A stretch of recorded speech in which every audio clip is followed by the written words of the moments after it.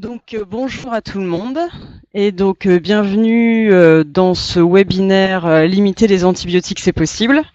Moi c'est Aurore Duvauchel-Ouaché, je fais partie de l'Institut de l'élevage et je suis là pour coordonner ce webinaire.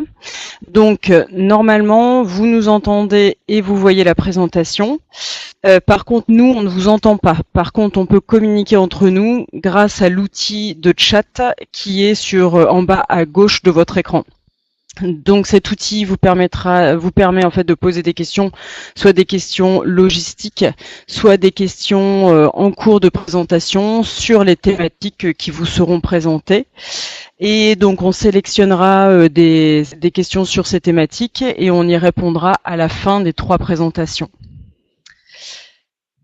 Donc, ce webinaire vous est proposé dans le cadre d'un projet européen nommé Euroderi, qui regroupe 15 pays et 20 partenaires. L'objectif de ce projet est d'accélérer le transfert d'innovation vis-à-vis de l'utilisation efficiente des ressources, vis-à-vis de la biodiversité, vis-à-vis du bien-être et de la santé animale et vis-à-vis de la résilience socio-économique. Donc pour ce projet européen, il y a un site internet et la présentation actuelle, il sera consultable et téléchargeable donc à www.euroderi.eu. Donc pour ce webinaire, il y aura trois présentations. La première par Isabelle Tourette de GDS France sur les antibiotiques et antibiorésistance en élevage bovin, où en est-on? La deuxième par Philippe Roussel de l'Institut de l'élevage sur le traitement ciblé sélectif au tarissement. Et la troisième présentation par Marc Delacroix, vétérinaire et formateur, sur la gestion des boiteries. Donc Isabelle, je vous passe la main et le micro pour antibiotiques et antibiorésistance en élevage bovin, où en est-on? Merci Aurore. Voilà, moi je vais vous faire un point rapide sur l'actualité de l'exposition de l'élevage bovin aux antibiotiques. J'ai d'abord prévu, alors si j'appuie pas sur le bon, un petit rappel de la structure pour laquelle je travaille, qui est la Fédération nationale des groupements de défense sanitaire, donc qui sont des organisations d'éleveurs créées dans les années 50 et qui font de la lutte collective contre les maladies animales. Étant partenaire de l'État sur des prophylaxies, on a aussi un rôle important en santé publique vétérinaire, ce qui fait qu'on s'intéresse de très près aux questions antibiorésistance et que moi je suis par ailleurs très impliquée dans le projet, dans le plan national de réduction des antibiotiques. Et c'est dans ce contexte-là que je peux vous présenter les quelques diapositives qui vont venir. Puisqu'en fait on a construit des outils de sensibilisation et de formation des éleveurs. On avait une habitude de la formation d'éleveurs en tant que premier infirmier de son élevage, donc des formations en santé animale. Et donc il y avait une logique de rentrer dedans un petit module sur la résistance des bactéries aux antibiotiques.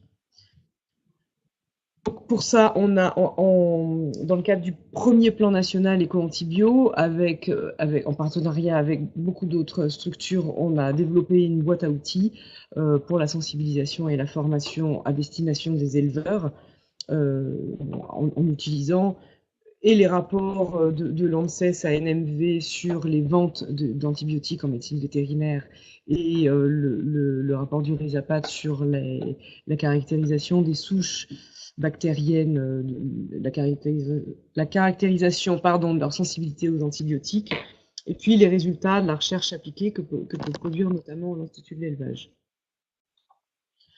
Donc voilà, ça c'est une petite diapo pour vous montrer à quoi ressemble le diaporama de sensibilisation qu'on a fait. Donc vous voyez avec toutes les structures qui sont citées là en bas. Donc ça a été un travail assez long parce que le diaporama est très complet et avec un partenariat important. Donc on a une base solide qui est, c'est une base publique qui peut être utilisée pour animer des réunions avec des éleveurs. C'est un diaporama qui est très complet Donc on peut le retailler selon qu'on s'adresse à des éleveurs laitiers, viande ou petits ruminants. Voilà, il est plutôt orienté ruminant, cette présentation. Et alors, de ce diaporama, je vous ai extrait là quelques diapositives pour faire un point sur où on en est actuellement. Donc, la première chose, c'est d'expliquer ce qu'est l'antibiorésistance. Donc, vous voyez là la première image, on a des bactéries. Donc, les bactéries vertes sont les bactéries qui sont sensibles. Et puis, naturellement, dans la population, on va avoir une bactérie avec un support génétique de résistance à un antibiotique. Donc sur cette population bactérienne, on met des antibiotiques parce que l'animal est malade à un moment donné. Donc ce qui se passe, c'est qu'on tue toutes les bactéries vertes qui sont sensibles. On sélectionne la bactérie rouge qui est résistante, qui du coup n'a plus de concurrence avec le reste de la colonie bactérienne et qui a la place pour se développer, et on génère ainsi une population de bactéries résistantes à l'antibiotique qu'on a administré. Donc, en fait, le principe, c'est que forcément, dès qu'on administre un antibiotique, on exerce une pression de sélection. Donc après, la genèse de l'antibiorésistance, on va le voir après, elle est pas toujours égale selon qu'on administre un antibiotique par voie orale, en injectable ou en local. C'est par exemple qu'un antibiotique en voie locale génère très peu d'antibiorésistance. On sait qu'un antibiotique administré par voie orale sélectionne des résistances aussi chez les bactéries commensales du tube digestif. Je vais y revenir. Donc, toute administration de fait d'un antibiotique peut conduire à l'apparition d'antibiorésistance, et plus on donne d'antibiotiques, plus on administre d'antibiotiques, plus on augmente la chance de générer des résistances, et plus donc la résistance aux antibiotiques augmente. Et quand on administre mal les antibiotiques, donc soit sur une posologie qui est mal adaptée parce qu'on aura mal évalué le poids d'animal, ou bien sur une durée de traitement qui n'est pas adaptée, on favorise cette résistance-là aux bactéries. Alors, donc c'est ce que je vous disais tout à l'heure à demi-mot, cette pression de sélection, elle s'exerce aussi sur des bactéries qui ne sont pas pathogènes. Donc les bactéries commensales de la flore du tube digestif, elles peuvent aussi acquérir ces gènes de résistance. Et on a de fait là un animal qui héberge une flore digestive qui porte des gènes de résistance à un antibiotique et qui n'est pas malade, puisque c'est des germes qui ne sont pas pathogènes. Sauf qu'on a un réservoir là de gènes de résistance, et que le jour où on aura un pathogène dans cet animal, et bien la bactérie réellement pathogène pourra acquérir ces gènes de résistance et provoquer une maladie chez ce bovin qu'on n'arrive plus à traiter par des antibiotiques. Le danger de ça aussi, c'est que cette flore bactérienne qui n'est pas pathogène mais qui a acquis une résistance, elle est présente dans la nature. Elle peut se transmettre, à l'homme, à l'éleveur, etc., sans qu'on s'en aperçoive a priori. Alors, la résistance croisée, c'est l'idée que quand on administre un antibiotique la bactérie peut développer une résistance à cet antibiotique, mais elle va également développer une résistance à d'autres antibiotiques. Alors souvent de la même famille, mais parfois on peut avoir des résistances croisées entre deux familles d'antibiotiques. Donc c'est des choses qu'on observe dans le réseau Rhizapat qui analyse et qui caractérise des souches bactériennes résistantes, et qui a établi que la grande majorité des souches d'Escherichia coli résistantes aux céphiophures sont également résistantes aux tétracyclines. Donc on a des co-résistances, entre guillemets, qui sont générées par l'administration d'une seule famille d'antibiotiques. De fait, on a des bactéries qui sont multirésistantes et qui peuvent mener à des échecs thérapeutiques quand on n'a plus d'antibiotiques qui sont efficaces contre une bactérie qui est résistante à 4, 5, 6 familles d'antibiotiques. Et ben, on est un peu démunis et on ne sait que faire. Donc ça, c'est l'inquiétude majeure par rapport à l'antibiorésistance, cette multirésistance qui peut mener à des échecs thérapeutiques. Ça, c'est une petite, pour vous expliquer encore la corrélation entre l'administration d'antibiotiques et l'apparition de souches résistantes. Donc, vous avez deux graphiques ici qui représentent l'évolution là des souches d'Escherichia coli alors elles sont pas complètement résistantes au ceftiofur, mais elles commencent le ceftiofur commence à perdre son efficacité sur ces bactéries-là. Donc on s'établit sur plusieurs années, entre 2006 et 2013. Et vous avez donc ici à gauche l'évolution du taux de résistance, disons pour simplifier, d'Escherichia coli à cet antibiotique. Et quand on met à côté la dose à laquelle sont exposés les animaux à cet antibiotique, et ben vous voyez qu'on a un relatif parallèle entre les courbes, et donc on peut supposer très fortement qu'il y a un lien entre l'administration du ceftiofur et la résistance des Escherichia coli chez les bovins au ceftiofur. Donc on revient à ce que je disais au départ, c'est que plus on administre des antibiotiques, plus on a de risque de créer de la résistance à cet antibiotique. Et alors, bon là je suis désolée, je vous ai pris un exemple chez le porc, mais je trouvais intéressant de le mettre en complément de la diapositive précédente, parce que pour certains antibiotiques, alors c'est pas vrai pour tous les antibiotiques, c'est pas vrai pour toutes les bactéries, mais vous voyez que là, en bleu, la courbe en bleu, on a une exposition aux céphalosporines, donc de dernière génération, hein, c'est par exemple le ceftiofur qu'on a vu avant. Et vous voyez, quand on diminue fortement l'exposition à cet antibiotique, eh ben on commence à voir une diminution de la résistance des souches de bactéries, qu'elles soient pathogènes, là en rouge, ou qu'elles soient non pathogènes, là c'est la courbe en vert. Donc on a une certaine réversibilité de cette antibiorésistance. C'est pour ça qu'il est encore utile et nécessaire de diminuer l'exposition aux antibiotiques. Cette réversibilité, on ne l'observe pas pour tous les antibiotiques, ni pour tous les types de résistance. Alors, si on passe à l'exposition maintenant des bovins aux antibiotiques, enfin là c'est toutes espèces, hein, donc ça c'est les chiffres qui sont extraits du rapport des ventes de l'ANSES ANMV, qui chaque année édite un rapport avec des indicateurs de consommation d'antibiotiques. Ce rapport, il est basé sur les déclarations des laboratoires pharmaceutiques qui vendent des antibiotiques.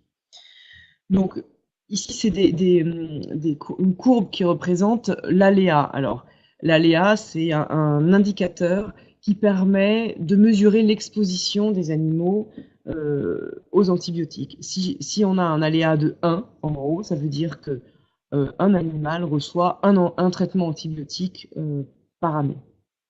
Donc on calcule cet antibiotique parce qu'il permet de prendre en considération le poids de l'animal, la durée du traitement, et puis la posologie en milligrammes par kilo qu'on doit donner pour cet antibiotique-là. Donc ça permet de comparer tous les antibiotiques et toutes les espèces animales qui consomment des antibiotiques.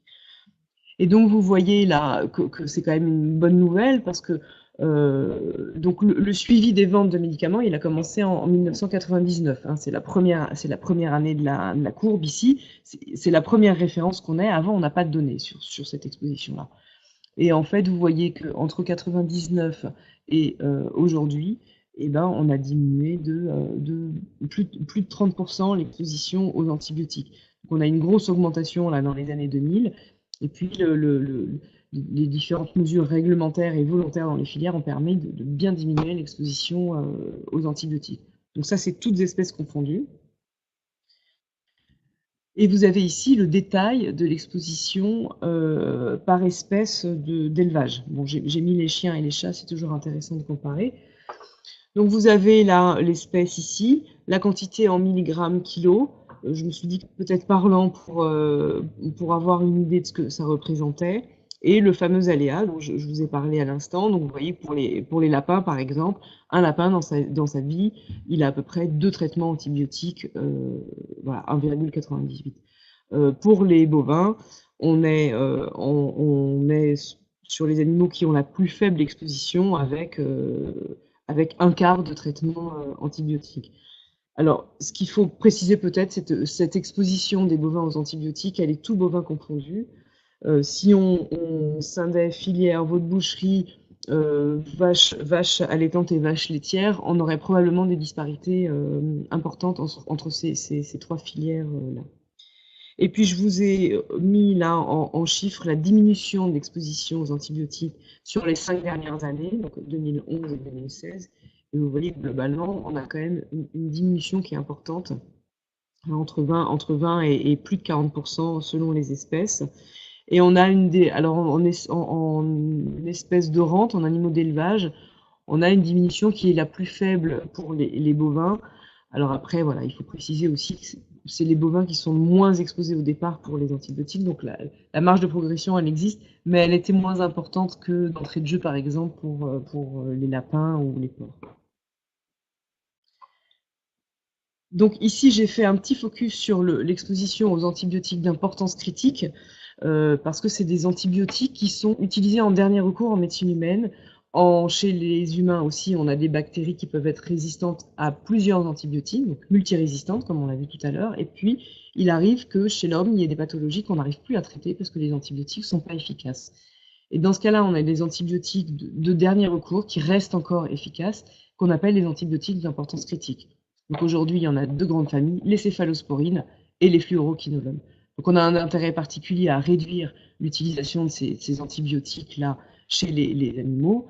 Et vous voyez que là, on a une diminution qui est très importante pour les céphalosporines, puisqu'elle est plus de 80% en 3 ans, de 2013 à 2016. Donc c'est très important. Donc vous voyez, moins 81% chez les porcs et moins 85% chez les bovins. Et même en carnivore, on a une diminution importante. Et puis si on regarde les fluoroquinolones, on a pareil une diminution de 75% sur la même période. Vous avez le détail ici par espèce. Donc c'est des résultats qui sont quand même de très bons résultats. Et puis sur la pistine, c'est pareil. Alors là c'est sur la dernière année, entre 2016 et 2014-2015, on a une diminution de 40%. La colistine n'est pas aujourd'hui un antibiotique qui est classé comme d'importance critique, mais qui pourrait le devenir, puisqu'en fait on a trouvé récemment des gènes de résistance qui seraient facilement diffusables dans les bactéries. Je ne rentre pas dans le détail parce qu'on n'en a pas le temps. Et que par ailleurs, c'est un antibiotique qui est utilisé parfois en dernier recours en médecine humaine. Bon, en élevage, il ne semble pas gérer énormément de résistance, mais on a une surveillance accrue sur la résistance des bactéries à la colistine et une volonté quand même d'avoir un usage très prudent de cet antibiotique-là en élevage. Une dernière diapositive sur la consommation pour vous montrer pour vous montrer où on est situé par rapport aux autres États membres de l'Union européenne. Donc, vous avez chaque année l'ESVAG, pardon, qui produit ce rapport là des consommations d'antibiotiques dans chaque État membre. Et vous voyez que la France, elle est ici entourée en rouge, là, bien sous la moyenne. Elle est au milieu hein, du peloton des États membres. Elle est bien inférieure à la moyenne européenne. Et ça, c'est une bonne marge de progression parce que il y a 5 ans, eh ben, on était on était à peu près là, un peu au-dessus de la moyenne, et on n'était pas dans les meilleurs élèves. Cette courbe, elle existe aussi en médecine humaine. Je ne vous l'ai pas mise là parce qu'on n'a pas le temps. Mais en médecine humaine, au niveau européen, on est de bien moins bons élèves qu'en médecine animale. Merci beaucoup Isabelle. On va passer maintenant à la présentation de Philippe Roussel sur le traitement sélectif au tarissement. Oui, bonjour à toutes et tous. Donc, je vais effectivement, pendant une dizaine de minutes, vous parler du traitement sélectif au tarissement. Est-ce que tu peux te mettre un peu plus, mettre ton micro un peu plus devant ta bouche, s'il te plaît? On t'entend pas très bien. C'est meilleur ou pas? Pas vraiment. Ah, alors là, je ne peux pas faire grand-chose de plus. D'accord, parlez un petit peu plus fort alors si c'est possible. Alors, je vais parler plus fort si c'est besoin. Voilà, donc je vais vous parler pendant une dizaine de minutes sur du traitement sélectif au tarissement.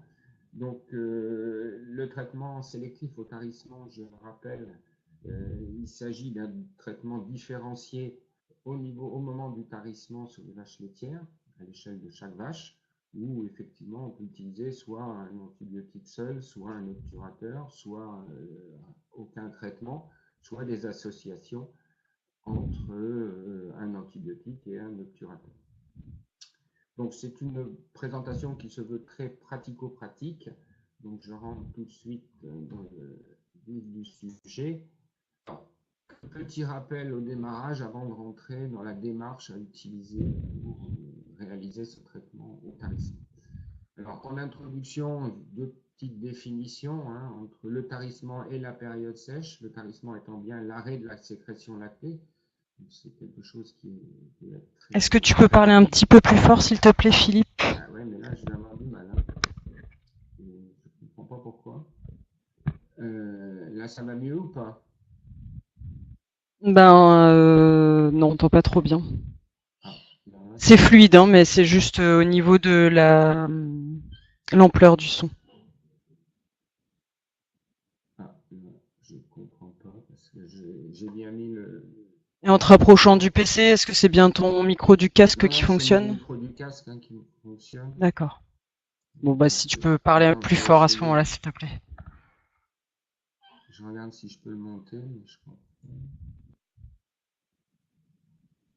Là, c'est Ah, yes, fort. oui, Ah, beaucoup mieux. ok, bon, très bien.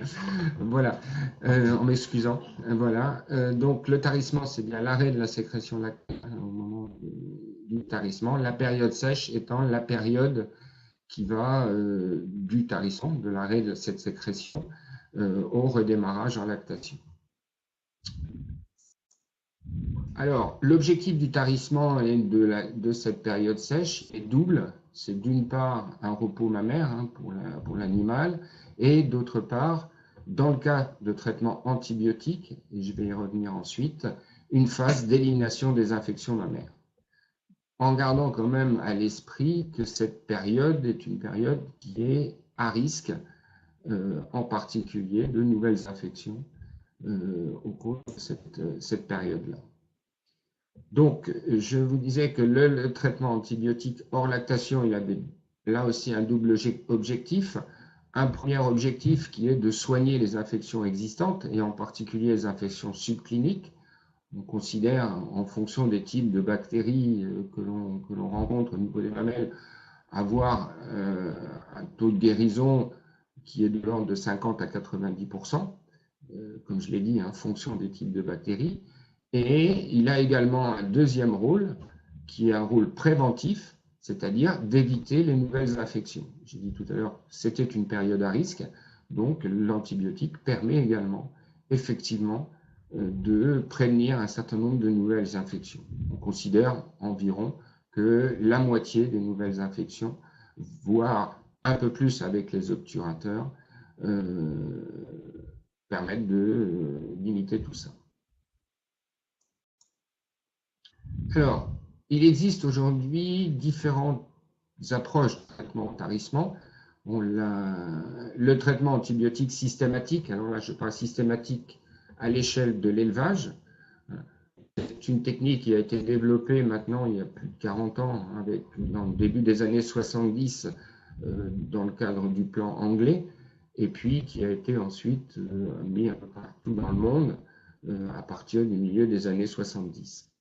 Ensuite est arrivé un peu plus récemment le traitement antibiotique sélectif au tarissement, à l'échelle, et puis effectivement il y a eu quelques essais au niveau du quartier, mais je ne développerai pas du tout cette partie quartier, je me focaliserai sur la partie vache.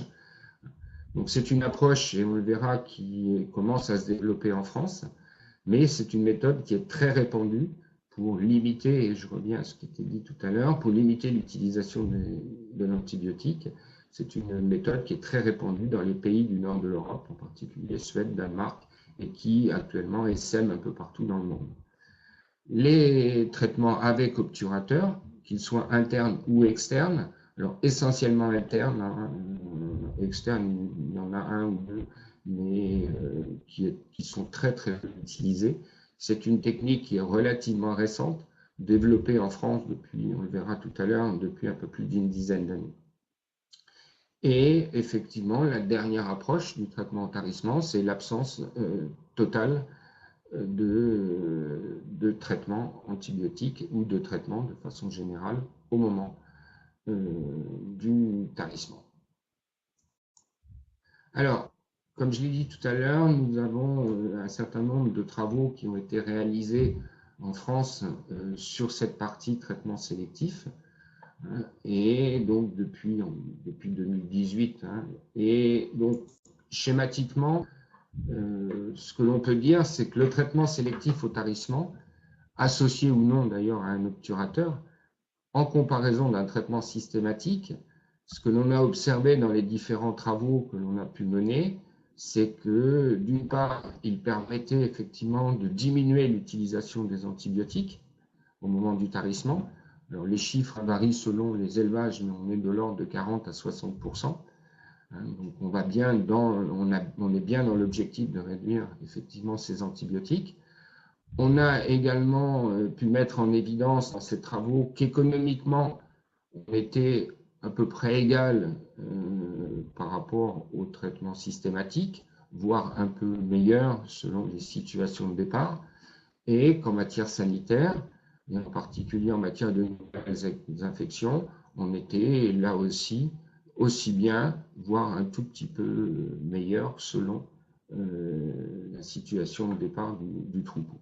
Donc effectivement, on se rend compte à partir de ça que le traitement sélectif est tout à fait faisable, mais, et c'est là où je veux en venir, c'est qu'effectivement, il ne faut pas que ça soit fait dans n'importe quelle condition. Donc les travaux que l'on a menés ensuite derrière ces travaux-là ont été de mettre en place un schéma de travail pour effectivement mettre convenablement en place le traitement sélectif au tarissement. Donc, on est arrivé à un consensus pour dire que le traitement sélectif, quand on voulait le mettre en place, il y avait 3 étapes importantes à réfléchir et à mettre en place et à travailler. C'est donc une première étape qui est la réalisation d'un protocole de soins de type annuel, on verra qu'il peut être évolué en fonction aussi des situations, donc là qui devait être fait avec le vétérinaire traitant de l'élevage. Une deuxième étape qui était la sélection des animaux, donc qui se faisait bien évidemment au moment du tarissement, là qui pouvait être fait soit par l'éleveur seul, soit avec son conseiller s'il y avait besoin, voire avec son vétérinaire. Et puis la troisième étape, bien évidemment, c'est la réalisation du traitement. Alors, je vais maintenant découper un peu ces phases. La première, qui est à mon avis cruciale, c'est la réalisation du protocole de soins, c'est-à-dire définir la stratégie de tarissement en fonction de la situation. Alors, on le verra à la fois à l'échelle des vaches, mais également à l'échelle du troupeau. Et ce protocole de soins doit définir d'une part le seuil de sélection des vaches, à partir de quel moment ou pour quelle vache je vais effectivement utiliser telle ou telle pratique. Et puis derrière, bien sûr, en découle les traitements à réaliser. Alors, un des points cruciaux, c'est donc le traitement sélectif, je reviens au départ, c'est l'objectif est de ne traiter que les animaux qui sont infectés. Donc, il a fallu effectivement définir un seuil qui permettait, en particulier en matière de cellules, qui permettait de dire l'animal là est infecté ou n'est pas infecté. Et auquel cas, je vais ou pas traiter avec un antibiotique ou avec un autre traitement. Puisque si on commence à, disons, dériver par rapport à ça, on risque très rapidement de partir sur une détérioration de la situation cellulaire, en particulier des troupeaux, voire dans certaines situations une augmentation des pathogènes qui peut poser problème, en particulier pour certains types de transformations. Donc, on a défini l'absence d'infection sur la base donc, de 100 000 cellules, 100 000, pardon, En dessous de 100 000, au dernier contrôle, juste avant le tarissement, on considérait que l'animal n'était pas affecté. Au-dessus de 100 000, il l'était. Voilà. Donc, ce qui nous a amené à dire, le seuil de sécurisation, si on veut effectivement là être certain, ou quasi certain, puisque rien n'est sensible à 100%, eh bien, le seuil de 100 000 cellules par ml au dernier contrôle.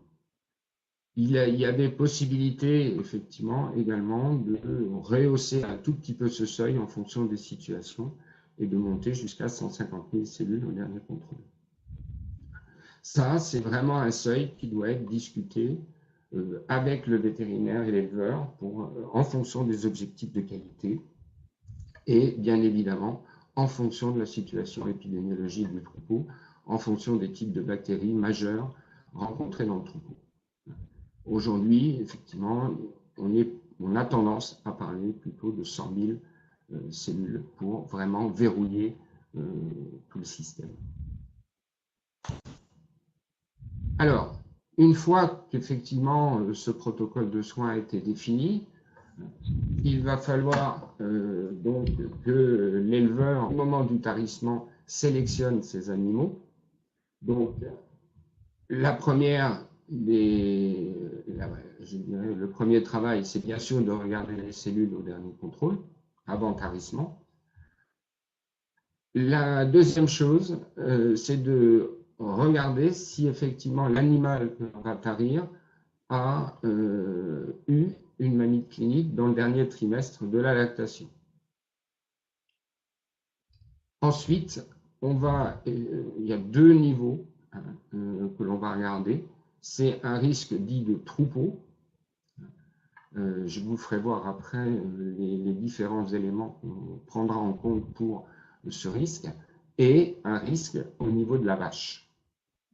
Est-ce qu'effectivement, par exemple, la vache que j'ai à tarir, je la mets dans telle ou telle condition, et ces conditions font qu'effectivement, j'ai un risque accru de nouvelles infections. Auquel cas, là, j'ai peut-être à utiliser tel ou tel type de traitement.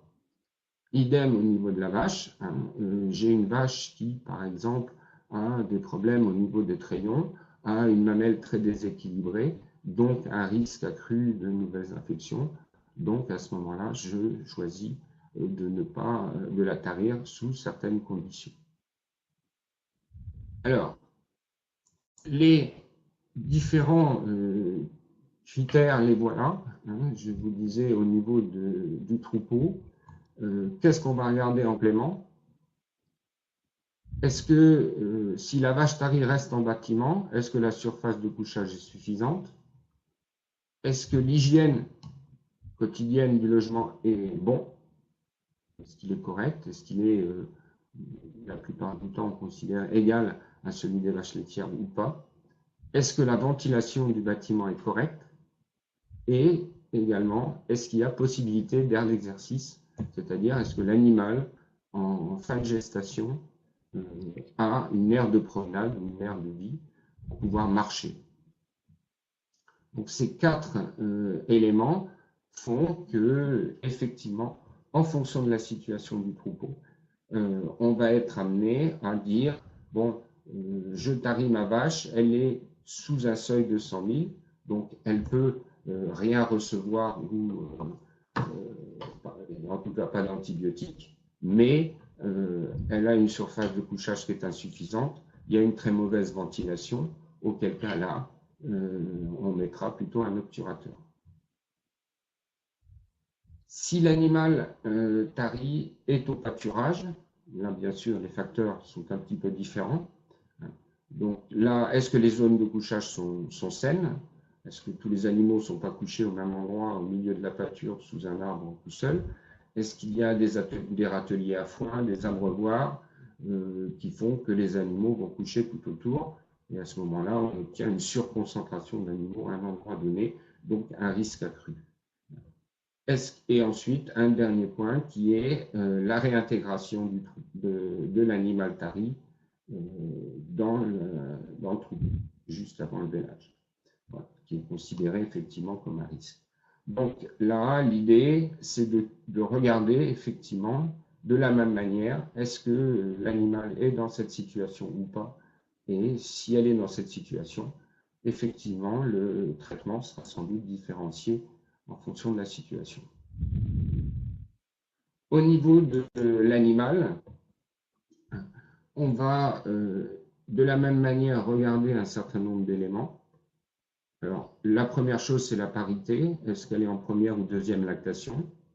Est-ce que la mamelle est descendue en dessous du jarret ou pas? Est-ce qu'elle présente des blessures ou pas au niveau du treillon? Est-ce qu'elle présente des lésions sur l'extrémité des trayons, la longueur du treillon?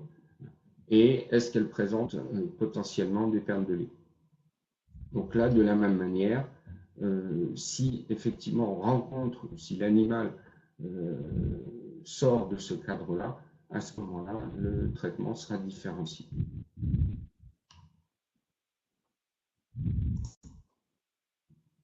Donc, en conclusion par rapport à ça, ce que l'on peut dire, c'est que globalement, le traitement sélectif, il est faisable.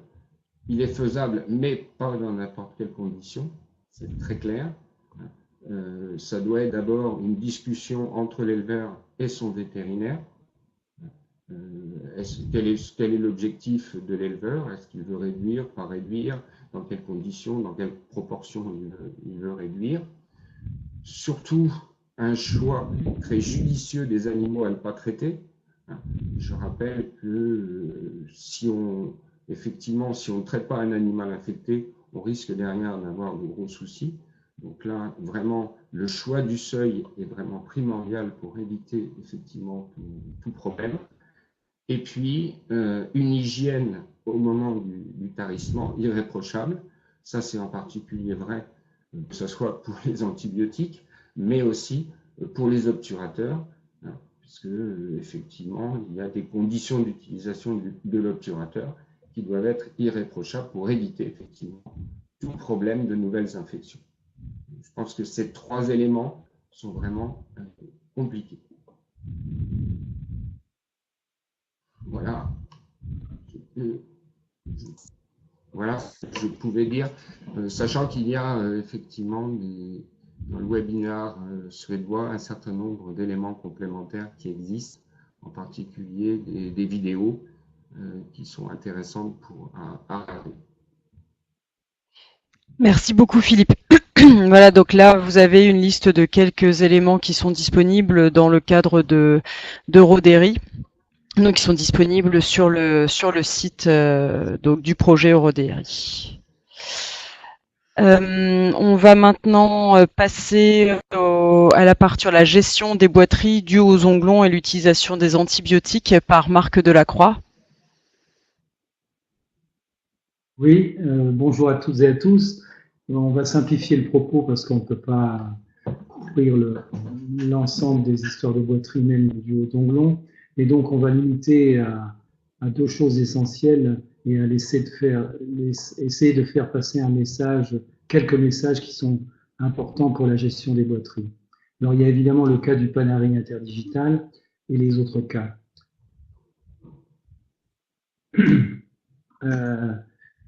Il est clair que, sans vouloir trop simplifier les choses, le Panarin interdigital est le seul à nécessiter une injection antibiotique par voie générale en première intention.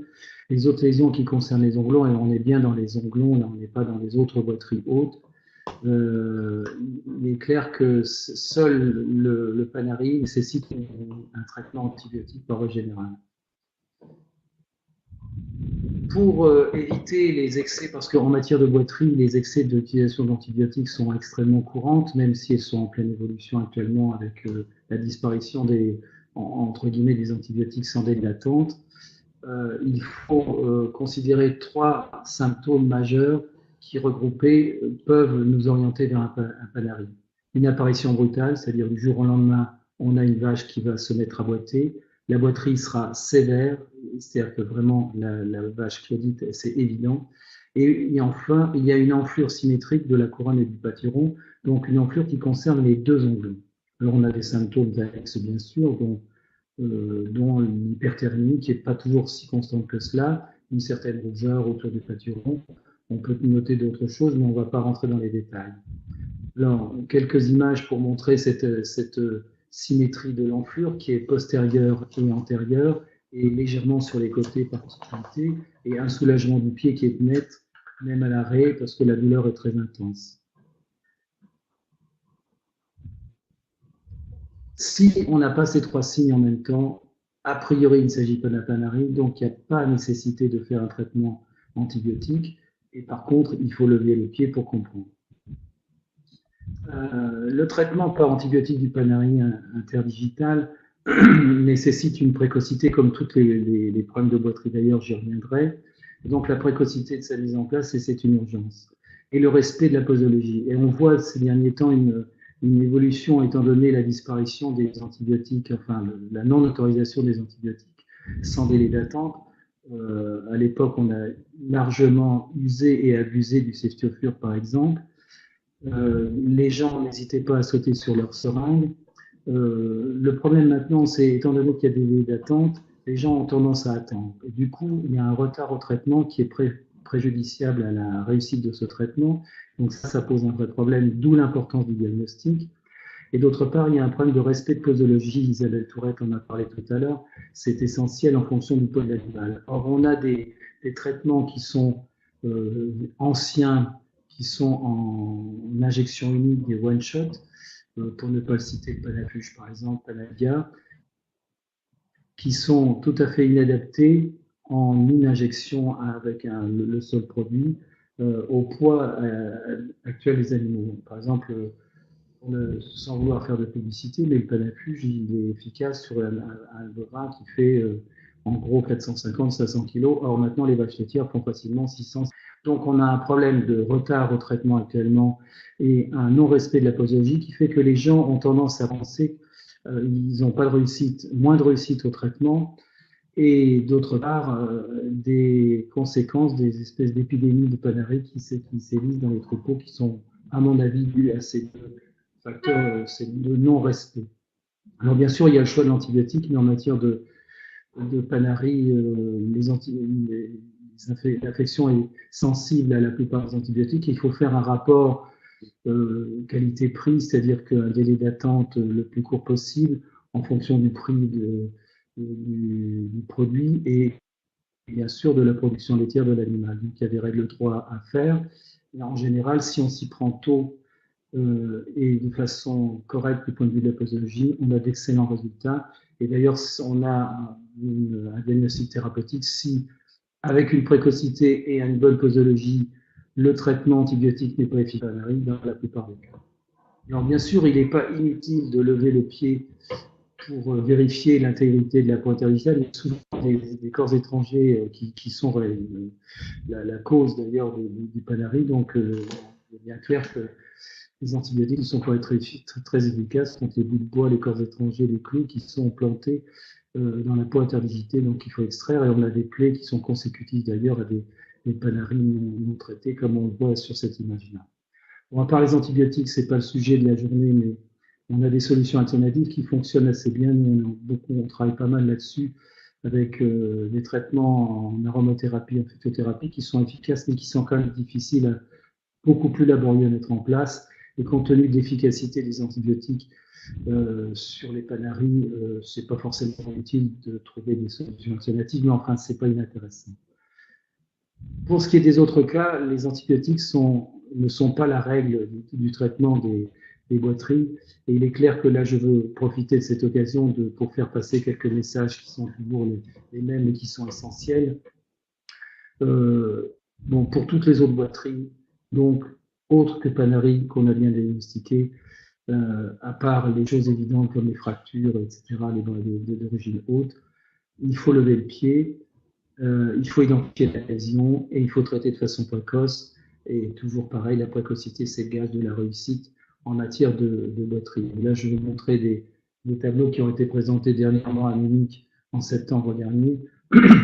On voit très clairement qu'une prise en charge précoce amène à des résultats extrêmement correcte de 70 à 85% selon la mise en place, selon les techniques utilisées. A contrario, la prise en charge tardive, et Dieu sait si elle peut être tardive et classiquement tardive en matière de botterie, on n'a plus de résultats du tout, c'est-à-dire qu'on a des résultats de 15 à 16%, ce qui est quand même terriblement bas.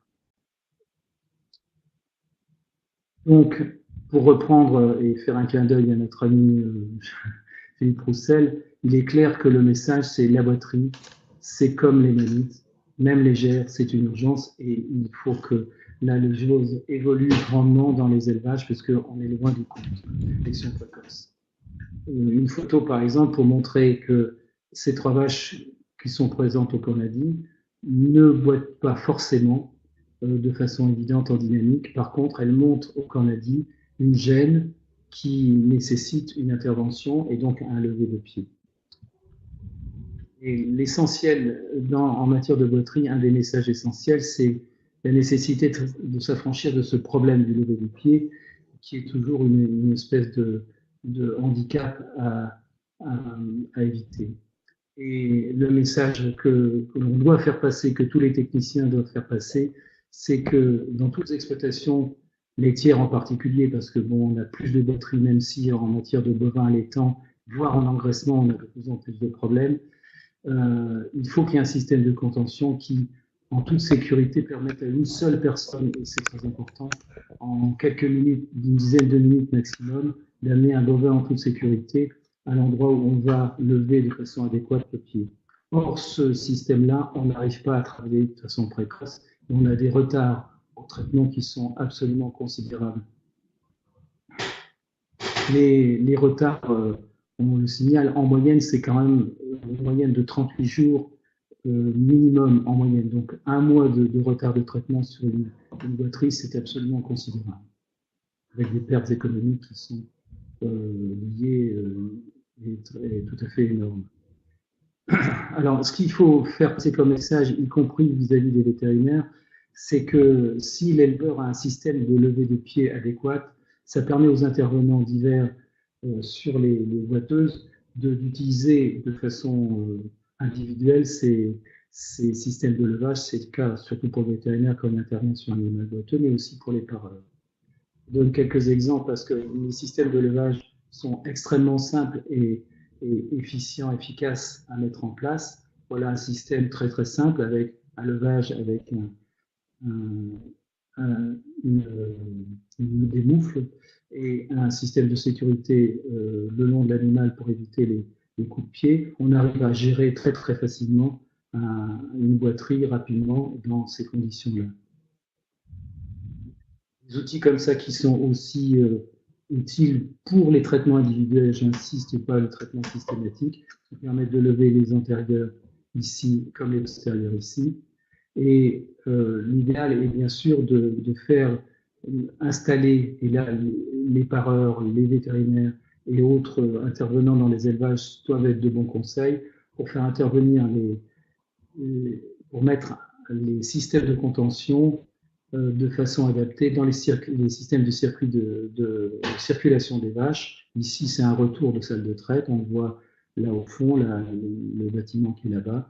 Et bon, si on veut intercepter l'animal, on ouvre la barrière, on le met dans cette cage qui a été installée à bon escient à cet endroit-là.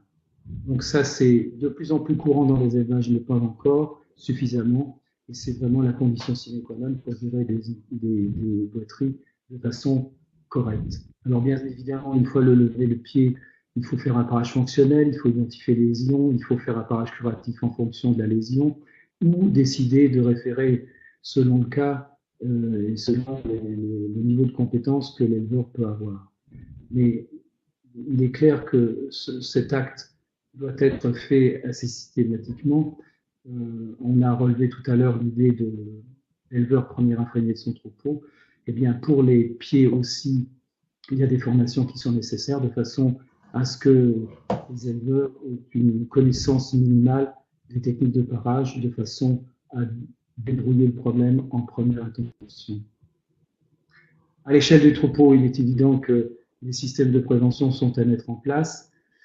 qui relèvent de 3 grandes familles de facteurs de risque. L'habitat, et c'est pas par hasard si je mets l'habitat d'abord, parce que très souvent le réflexe c'est l'alimentation. L'alimentation est fondamentale, tout le monde le sait, mais l'habitat est aussi fondamental que l'alimentation, on l'oublie un peu. Et l'un des facteurs sur lesquels on peut jouer beaucoup, c'est la gestion par l'éleveur de ces boîteries. Bon, il est évident qu'il faut un minimum de 15% de boîteries par an pour mettre en place un modèle d'élevage. Et quand on regarde la situation des élevages actuellement, on pourrait faire des oliviers. On t'entend très mal. La majorité des élevages actuellement, compte tenu de l'avance de ces boîteries. Donc, ah, pardon. Je suis peut-être un peu trop loin de mon. Je vais rapprocher le micro. Excusez-moi. Alors, en conclusion, le message, au-delà des antibiotiques et du est essentiel, et l'éleveur doit prendre les moyens d'intégrer les soins au pied dans son planning quotidien.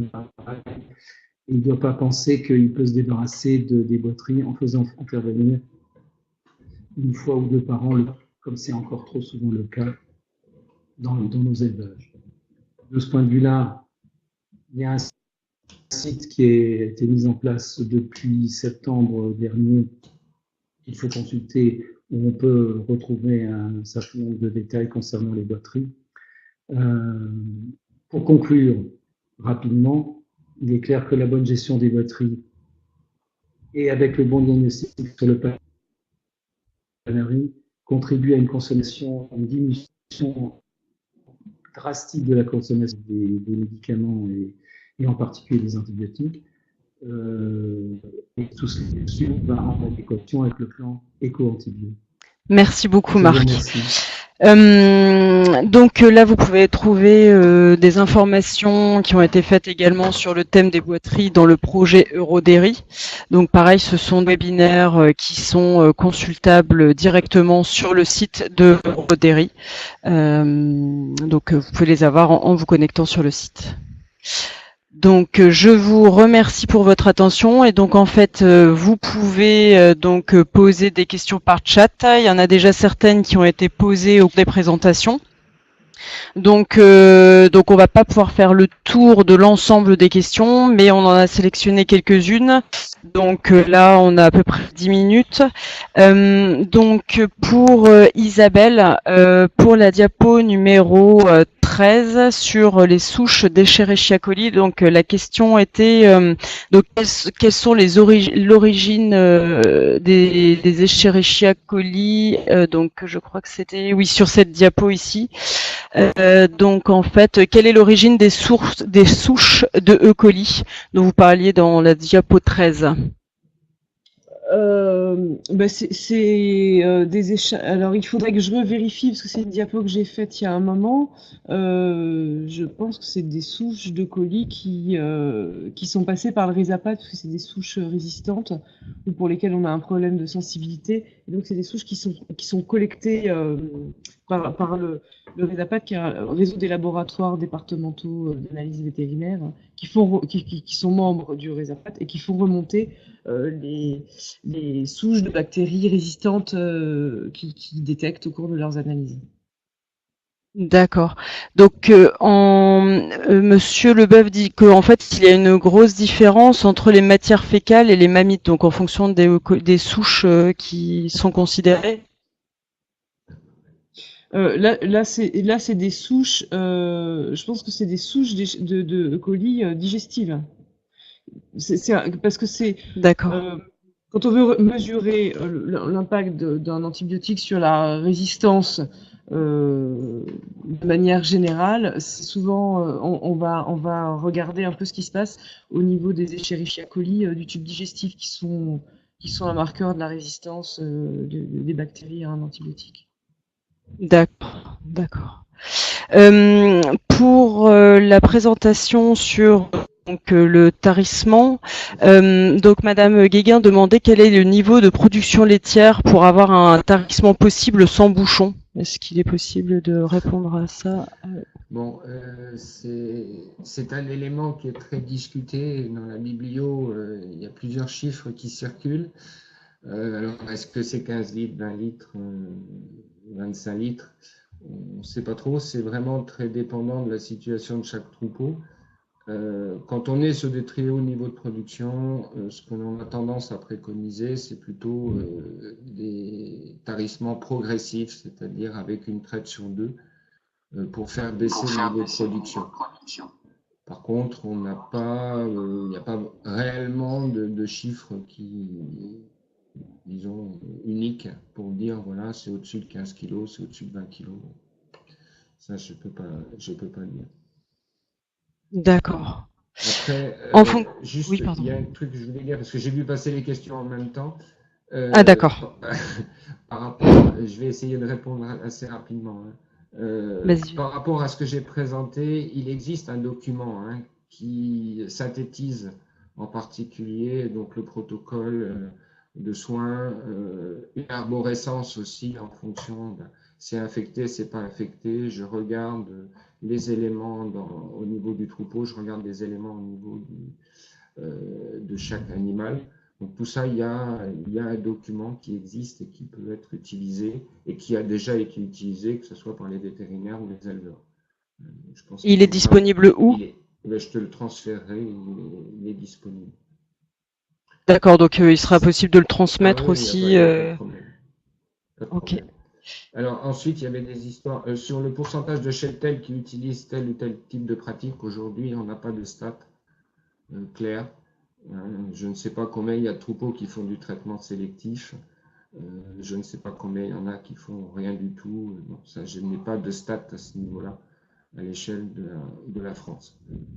On sait qu'il y a un certain nombre d'élevages qui le font.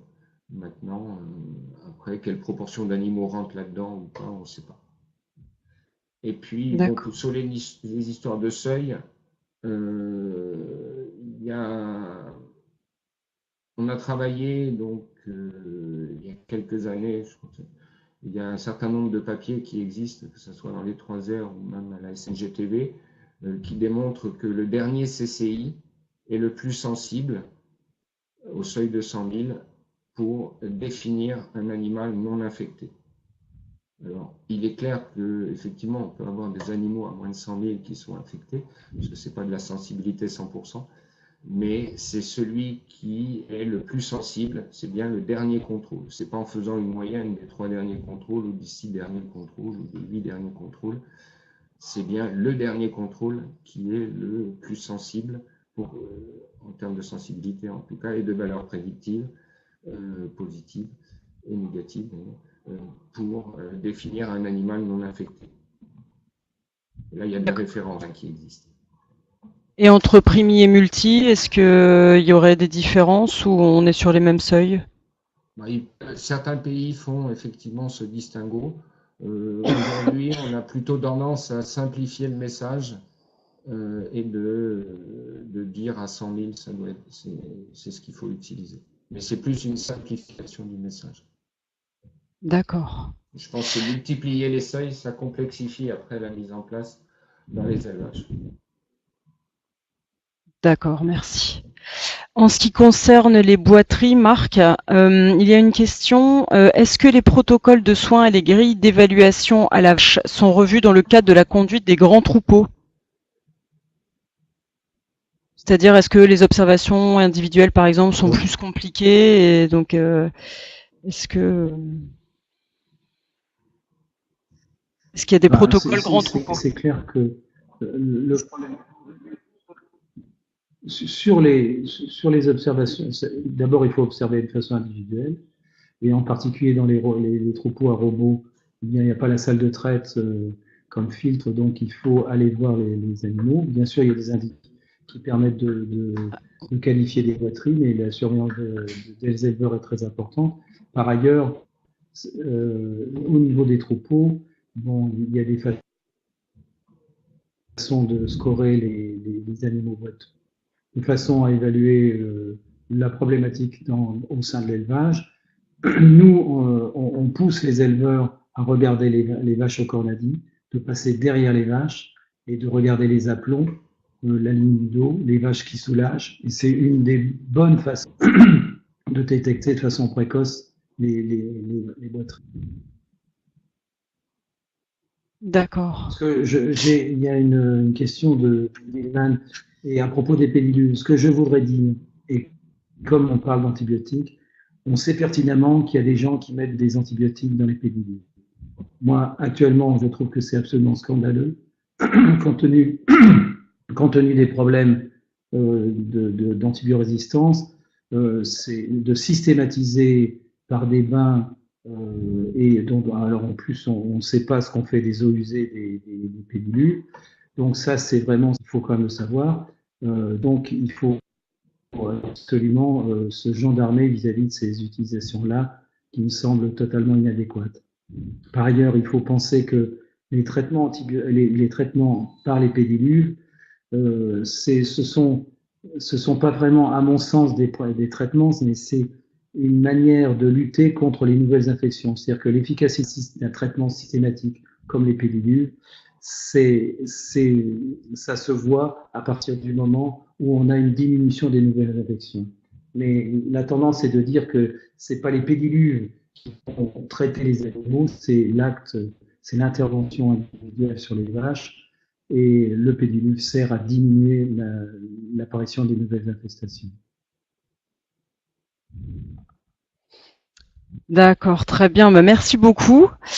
Je remercie l'ensemble des participants pour ce webinaire. Merci aux personnes, aux présentateurs également.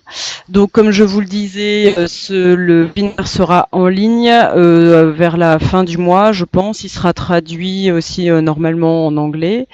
Et donc n'hésitez pas à nous contacter si vous avez plus de questions sur le sujet. Voilà, donc merci beaucoup.